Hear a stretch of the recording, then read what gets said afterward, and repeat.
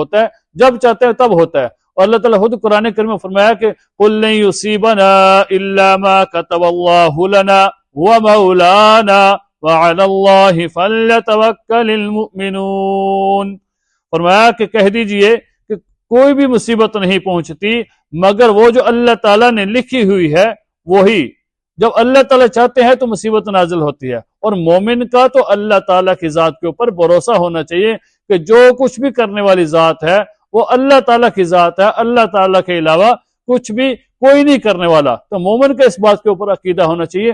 ہم کسی مہینے کے اوپر الزام نہ دیں یا کسی مہینے کے بارے میں یہ اپنا ذہن نہ بنائیں کہ اس مہینے کی وجہ سے ہوتا ہے۔ بعض بندے یہ سمجھتے ہیں کہ اگر راستہ چلتے ہوئے کالی بلی جو ہے وہ راستہ کاٹ لے تو نقصان ہو جاتا ہے۔ ایسا یہ خام خواہ لوگوں نے اپنے ایک ذہن بنا رکھے ہیں، جو کچے ذہن کے لوگ ہوتے ہیں وہی یہ سارے کام کرتے ہیں۔ تو ہمیں ان خرافات سے بچنا چاہیے، بلکہ سارے مہینے اللہ تعالیٰ کی طرف سے ہیں اور ہمیں اللہ تعالیٰ کی ذات کے اوپر بھروسہ رکھنا چاہیے۔ اور وَالْقَدْرِ خَيْرِهِ وَشَرِّهِ مِنَ اللَّهِ تعالیٰ، اس کے اوپر ہمیں بھروسہ اور ایمان ہونا چاہیے۔ اللہ تعالیٰ ہمیں سمجھنے کی توفیق عطا فرمائے۔